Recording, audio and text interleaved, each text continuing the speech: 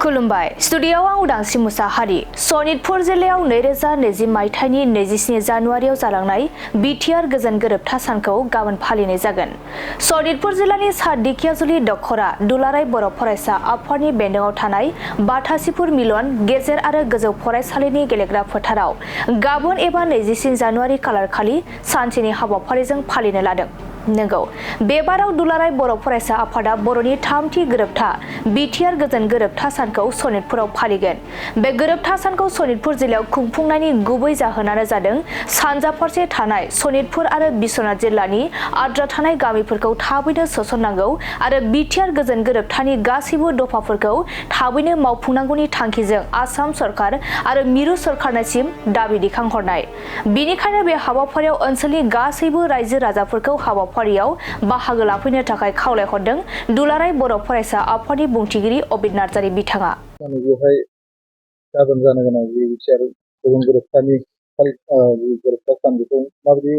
फालिनो थाखाय खावलायगोन? दुलाराय बर' फरायसा आफादनि बानजायनायाव गाबोन सनितपुर जिल्लानि बाथासिपुर ओनसोलनि बाथासिपुर मिलन गोजौ फरायसालिनि गेलेग्रा फोथाराव सानसेनि मेगाना हाबाफारिजों दथि बिटिआर गोरोबथा सानखौ फालिनो थाखाय बे समाव थाम-थिम खालामगासिनो दङ। जारिमिनारि बे बिटिआर गोरोबथा सान फालिनो मोननाया सनितपुर जिल्ला आरो बिश्वनाथ जिल्लानि बर'फोरनि थाखाय जोबोद खाफाल गोनां। मानो होननानै बुङोब्ला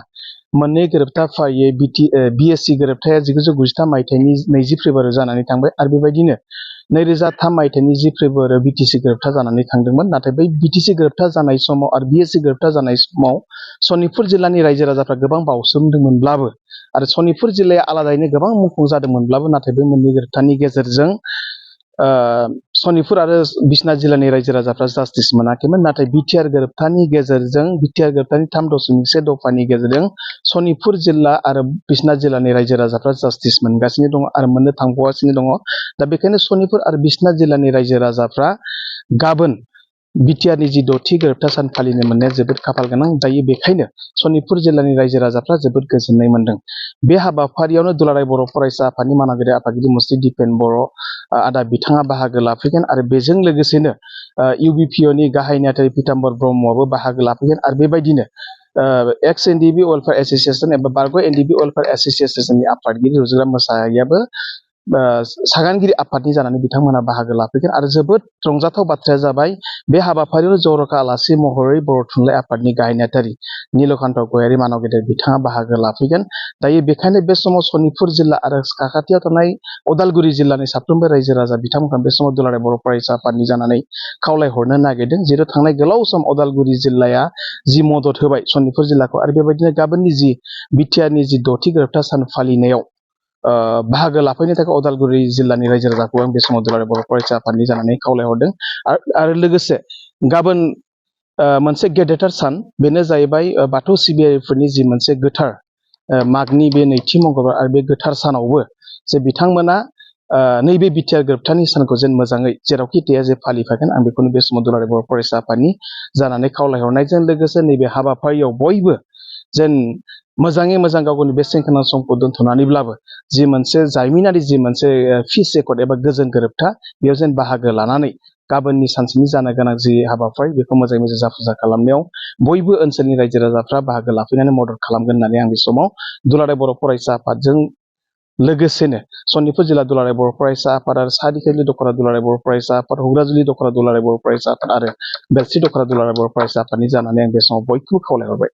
जिहेतु सिगां बोसोराव नुदोंमोन सोनाबहा फालिबाय थानाय जायोमोन देग्लाय सनितपुराव बेखौ गिबि खेब फालिनाय जादों। बेखायनो आं बुंदों जे सनितपुर जिल्लानि बर'फ्रा आरो बिश्वनाथ जिल्लानि बर'फ्रा जे बिटिआरनि गोरोबथा सान फालिनो मोननाया जोबोद गोग्गाथाव आरो देग्लाय जि दुलाराय बर' फरायसा आफादा जि थांखि लानानै सनितपुर जिल्लानि बाथासिपुराव थानाय नैबे बाथासिपुर मिलन गोजौ फरायसालिनि जि गेलेग्रा फोथाराव गाबोननि हाबाफारिखौ बा दथि गोरोबथा सानखौ फालिनो जि मोनसे थांखि लादों बेयो जाबाय फैबाय थानाय समाव जि 740टा सनितपुरनि गामिफोरखौ सोसननांगौनि आरो बेबायदिनो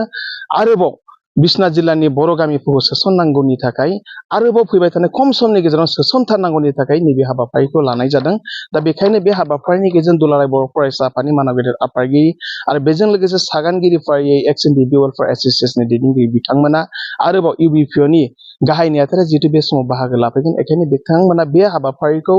फालिनायजों लोगोसेनो बिथांमोना सरकारखौ सरकारनो मेसेज हरगोन आरो सरकारखौ नारसिन हरगोन जे फैबाय थानाय समाव जि बिटिआर गोरोबथानि 3.1 नि गेजेरजों जे सनितपुर आरो बिश्वनाथ जिल्लानिफ्राय आरोबाव गोबां गामिफोरखौ सोसननांगौनि थाखाय बे नारसिननाया जागोन आरो बेजों लोगोसे जिखिनि बिटिआर गोरोबथानि माखासे आद्रा थाबावनाय दफाफोरखौ मावफुंनांगौनि थाखाय जि सरकारा दायित्व दंमोन बेखौनो बे गाबोननि जि फालिनो गोनां बिटिआर गोरोबथानि 6थि बिटिआर गोरोबथा साननि गेजेरजों मोजाङै मोजां बेखौ नारसिनहोनो थाखाय बे समाव जों पलिसि लानाय जादों दुलाराय बर' फरायसा आफाद हिसाबै आरो बेखायनो सनितपुर जिल्लायाव खुंनायनि मोनसेल' एजेन्डायानो जाहैबाय फैबाय थानाय समाव सनितपुर आरो बिश्वनाथ जिल्लानिफ्राय जेसेबांखिनि गामि सोसननांगौनि थाखाय बै समाव मोनसे एग्रिमेन्ट जादोंमोन स्टेन्डार्ड एग्रिमेन्ट जादोंमोन दा बेखायनो फैबाय थानाय समाव खम समनि गेजेरावनो गासिबो गामिफोरखौ सोसननांगौनि थाखायनो देग्लाय सनितपुर जिल्लानि नैबे बाथासिम हालामाव बिटिआर गोरोबथानि जि 6थि गोरोबथा सान बेखौ फालिनो थाखाय बे समाव थाम थिम खालामबाय थानाय जादों।